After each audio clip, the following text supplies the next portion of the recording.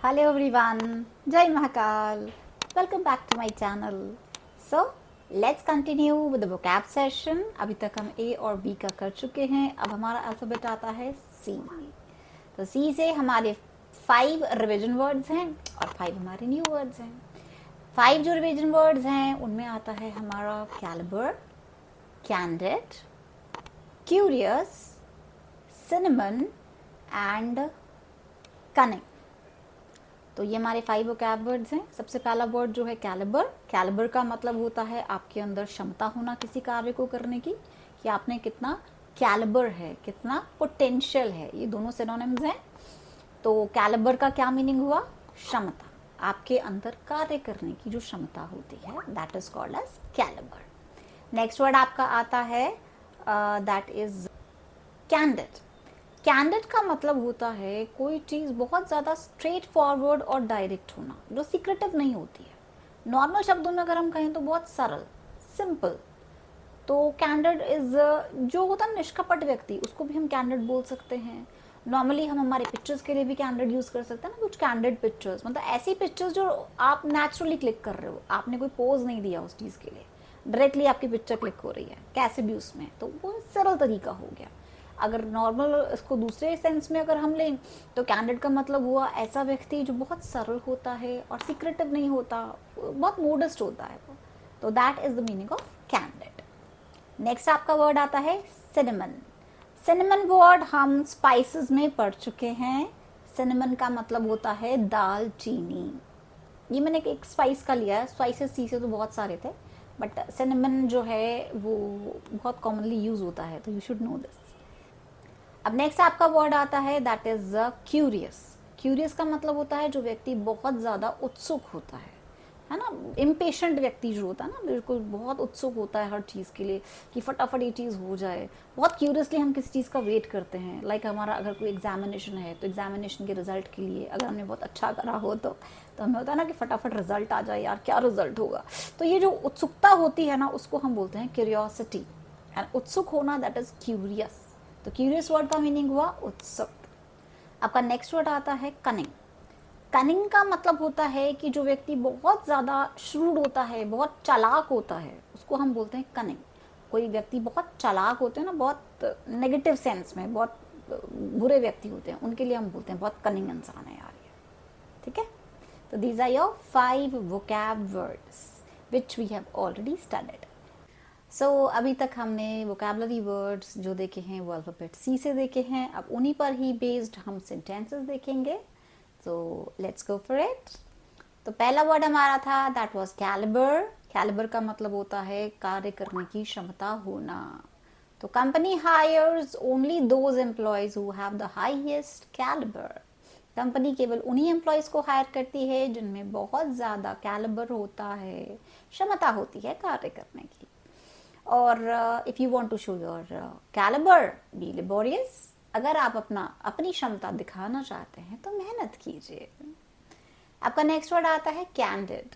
Candid का मतलब होता है जो बहुत सरल होता है, बहुत स्ट्रेट फॉरवर्ड होता है, या सीक्रेटिव नहीं होता, एक सिंपल व्यक्ति होता है. तो अगर हम कोई मोमेंट कैप्चर कर रहे हैं नॉर्मल सा, तो वो भी कैंडिड हो सकता है. The picture captured candid moment between two friends.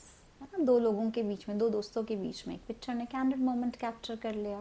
She is so candid by nature. मतलब बहुत सरल है अपने नेचर के प्रति. नेचर जो है उसका वो बहुत ज़्यादा सरल है. To be candid with you, you are making a mistake. मतलब मैं तुमसे इनफॉर्मल होके ये चीज़ बोल रहा हूँ या रही हूँ कि तुम कोई मिस्टेक कर रहे हो. तो मतलब आपके बीच में जब कोई फॉर्मल रिलेशन नहीं होता है तो आप ये वर्ड कैंडिड यूज़ कर सकते हैं. आपका नेक्स्ट वर्ड आता है सिनेमन. सिनेमन का मतलब होता है दालचीनी. इट्स अ स्पाइस, एक मसाला है ये, जो हम ऑलरेडी पढ़ चुके हैं जब हमने टी अपनी डिलिश करी थी. तो if you want to add a flavour to your dish, you can add cinnamon powder to it. अगर आप अपनी डिश में कोई फ्लेवर ऐड करना चाहते हैं तो आप सिनेमन पाउडर यूज़ कर सकते हैं. आपका जो नेक्स्ट वर्ड आता है दैट इज क्यूरियस. क्यूरियस का मतलब होता है उत्सुक. तो she was so curious to know about the new project. नए प्रोजेक्ट के बारे में वो जानने के लिए बहुत ज़्यादा क्यूरियस थी। I am so curiously waiting for the result. मैं अपने परिणाम के लिए बहुत ज़्यादा उत्सुक होकर बहुत ईगरली वेट कर रही हूँ। देन आपका नेक्स्ट वर्ड है कनिंग। कनिंग का मतलब होता है जो व्यक्ति बहुत ज़्यादा चालाक होता है, चतुर होता है। कई बार कनिंग के नेगेटिव सेंस में हम यूज़ करते हैं। क्लेवर होना तो अच्छी बात होती है ना, लेकिन कनिंग व्यक्ति वो होता है जो सिर्फ अपने फायदे की सोचता है ना। उसके अंदर क्लेवरनेस भी बहुत नेगेटिव सेंस में होती है। तो people abhor her due to her cunning nature. Abhor word हम कर चुके हैं हमारे अल्फाबेट में। अबहॉर मतलब होता है डिसलाइक, हेट करना किसी को, है नापसंद करना। तो लोग उसको नापसंद करते हैं उसके कनिंग या चालाक नेचर की वजह से। People abhor her due to her cunning nature. So these are the sentences based on alphabet C. So get ready for another 5 vocab word sentences.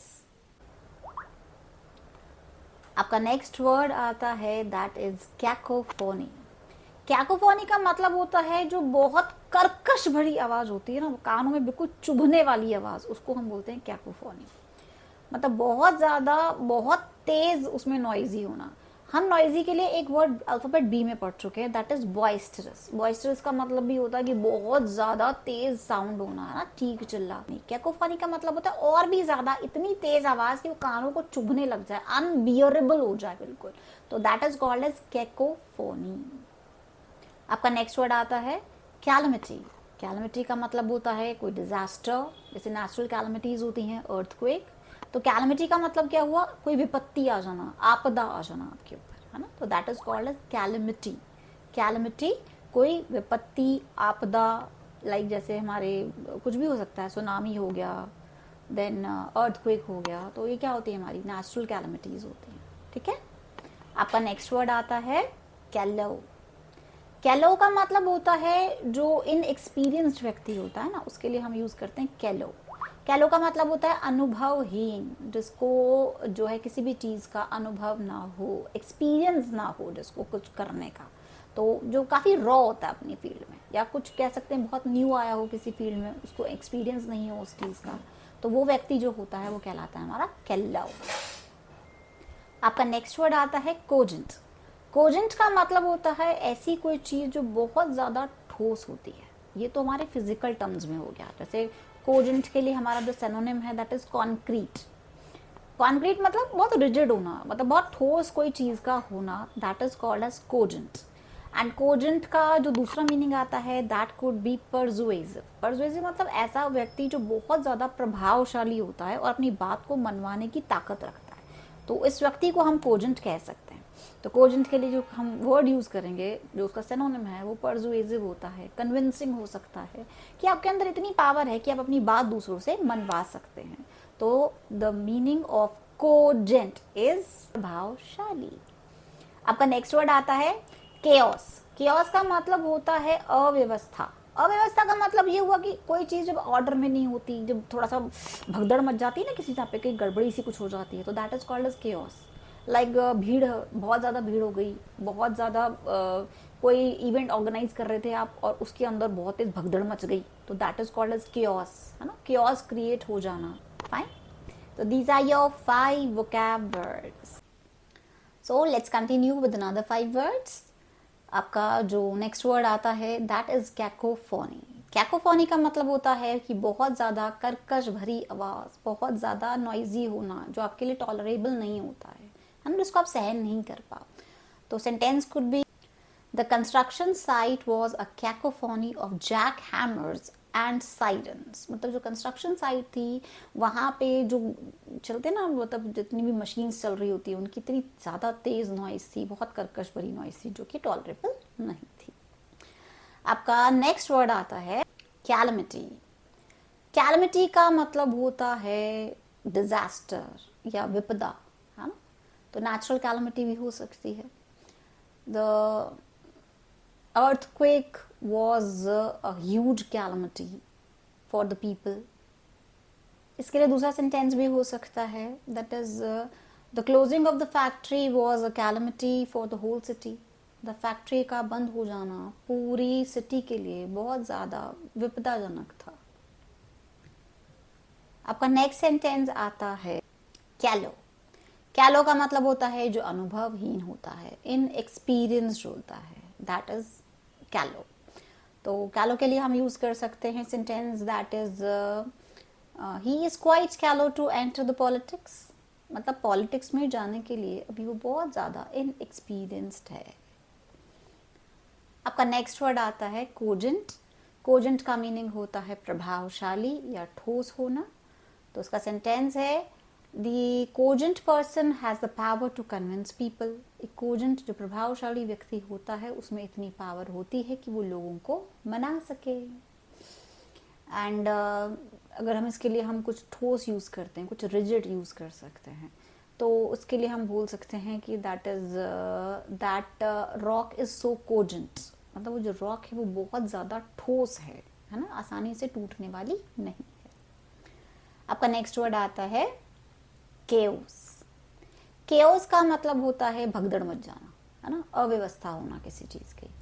तो इसके लिए हमारा सेंटेंस हो सकता है as soon as the event was over there was a chaos in the hall. जैसे event खत्म हुआ लोगों में भगदड़ मच गई। Hope you have understood these sentences. As I always says, keep on practicing to master your skills.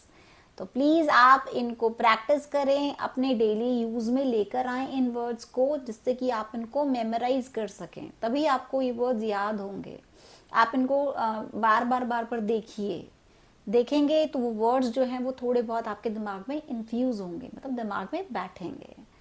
So keep on practising and do take very good care of yourself. Don't forget to like and subscribe my channel to enhance your skills. See you in the next session. Till then, bye.